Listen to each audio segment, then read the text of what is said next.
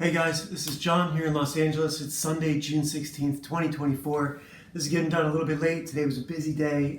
Everyone's got family today, so happy Father's Day to all the fathers out there. And today we have Conan the Barbarian 71 by John Buscema and Roy Thomas. This one is awesome. It's Bellet and the Black Corsairs. Check it out. It's the Secret of Astaroth. The goddess Astaroth is what this one is about. And Roy Thomas's take on the goddess Astaroth. John Buscema is perfect Conan as usual. I'm so glad he's working on this title. They really, gave it to their best artist in this case. Awesome cover. Awesome cover. And so in this one, Conan and Bellet, they start off in prison, right? Their wine had been drugged, and they and all the Black Corsairs. The Black Corsairs are Bellet's gang. The Black Corsairs are Bellet's gang, not the Sea Devils. And they're in prison, and Conan was complaining. He was doing a little bit of exposition, but he's also complaining very loudly, and Bellet makes fun of him for it. And he says, no, I'm doing it to catch the guard's ear, and blah, blah, blah. I'm not that kind of a weakling. But one of their tribesmen, their pirate crew, finds a way out through a tunnel, and they're in the dungeon. But the tunnel leads them out to the side of to the mountainside over the bay, where they can see their ship and the city and everything. And then, out of a quest for revenge and gold, and also a girl who's been kidnapped in the previous issue, Conan, Bellet, and the gang, the pirate gang, the Black Corsairs, split up. The Black Corsairs are going to go back to the boat, and Conan and Bellet are going to go on to rescue the girl and steal back their gold. And one of the Black Corsairs on this page sneaks off and goes his own route, goes his own way. I believe it's on this page. While Conan, yeah, here he is, down at the bottom. While Conan and Bellet sneak down into the city, which makes for some great panels right here. This is just... You can, reading this book, and I read it twice today. Well, I went back and refreshed it because I read it early in the morning. And I can really hear the music from the movie, especially check this out, especially the orgy scene where Conan and Valeria and Subutai sneak into Thulsa Doom's palace. I can just hear the music in the background in my head. And all through this part, like the parts where they're sneaking around, the fights, the music picks up, and I watch that movie regularly, and I've watched some of the first reactions to it regularly, so the soundtrack is in my head. And this is Conan and Bellet sweeping through the town, and they're looking, so this is important. Here's a couple cool things. Check out this circular stairwell that they made a long, slow curve with a landing that then turns up. Instead of a solid circular stairwell, they just cheated and made a stairwell that kind of leans and then turns up, and that's really genius. And then there's a couple more. There's one down here, stairwell. I've really been paying attention to how they draw stairs, and see, now this one is a real circular stairwell. Stairs and bricks and, the castle, all of that is so crucial. And a lot, it's fun. He rips through these cheap bars. I guess there's some kind of magic bars, or I don't know, clearly not magical to Conan. He had no problem getting through there. So here's where they find Astaroth, and she gives a flashback. I was hassling one of my friends the other day that flashbacks are weak writing. But they're in almost every issue, there's a flashback. And in almost every issue, Conan throws a sword, too. So that's another big no-no. You're not supposed to throw swords, but shit happens in the heat of battle. Sometimes you got to take down a bad guy who's getting away. And there's also something else pretty cool in here that I want to show you guys if I can find it. Let me see if I haven't missed. Okay, I haven't missed it. So here's I skipped a couple pages of Astaroth's backstory about how she was, okay, so I'll just tell you guys really quick. This redhead up here is immortal. She is a goddess, or the wife of a sea god who made her immortal. But then she's been kidnapped by this priest and held up in this castle, and she can't escape, and she can't visit the sea, and she can't talk to the sea god, basically Neptune or Poseidon, and but I don't think he's named in this. And so she begs Conan to kill the priest so that she can escape and finally be free, or to kill her so she can die, because she's immortal. She's been alive for like 1,000 years or whatever. And there's big, fights as usual. And this is what I want to show you guys. Check this out. This is awesome. This ad up here is for classes from John Buscema with a special guest lecturer, Stanley. Like, I guess this was probably when they were putting together How to Draw Comics the Marvel Way, the book. So I haven't really been looking at these ads as I've been reading these, but today I sort of flipped through and that one caught my eye. So, of course,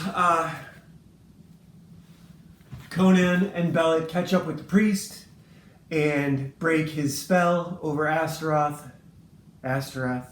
and she is now able to call the sea god, her lover, Neptune or Poseidon, to drown the city, which he does, and Conan and the other Black Corsairs escape just in time.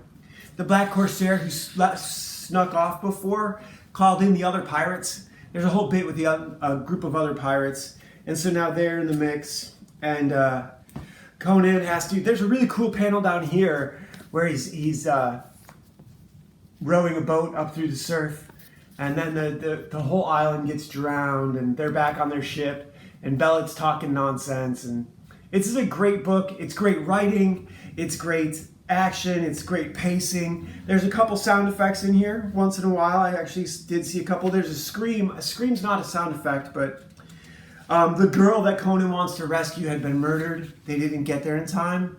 Like, that's pretty heartbreaking. They didn't pull any punches in this one. You didn't even get to see her alive. And then they found this other goddess, Astaroth. So that was like that's a whole lot of stuff that happened in just a couple pages here. Like, look at this. Yeah, here we go. So she's up here in the top panel. So they get into this room, and I think you can hear her scream on this stairwell. So that's not really a sound effect, that's her scream. And the next panel, we discover that she's been murdered and the priest is escaping. That's a lot to do in 3 panels. The whole girl they've been looking for the whole time, they find her dead. Literally seconds, they were set only moments too late. But that solves Belit's whole jealousy problem, which is the whole first half of the book, is she's, in Conan's face about him wanting to rescue another girl, and isn't one girl enough, and as girls tend to do. Which makes the ending of the book sort of more relevant. Like, at the end here, they fold. So down here, Conan's like, all right, I know how to shut you up.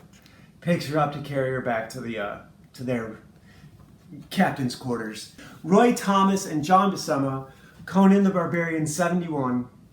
Great book. Decent cover. It's pirate action, pirates and wizards and sorcery. But the Wildwood Tarot for today, Father's Day, June 16th, 2024. Here's the book, Wildwood Tarot. Is a perfect one. I mean, it's not family, but it's the 8 of Bows, Hearthfire. It's a group of guys together. Basically, the city chieftains. Let me get that a little bit closer. The art on these are just amazing. This Wildwood Tarot again. And now I got to show you guys what I did today. After all the other, the obligations. So check this out. This is the old hand-painted hand grenade. Now, I liked how this turned out, but this was a long time ago, and I don't have that fine of a brush anymore. I need to get some new brushes. I might still have this paint, but I started off with a different kind of paint on these. This is a grainier, more textured paint. And it's, when it's wet, they look a lot better. So I'm hoping that with an epoxy treatment and it's going to take a couple more passes on the actual bombs. But, I think once that's covered with epoxy and it gets some more reds and oranges in there, it's going to look really good.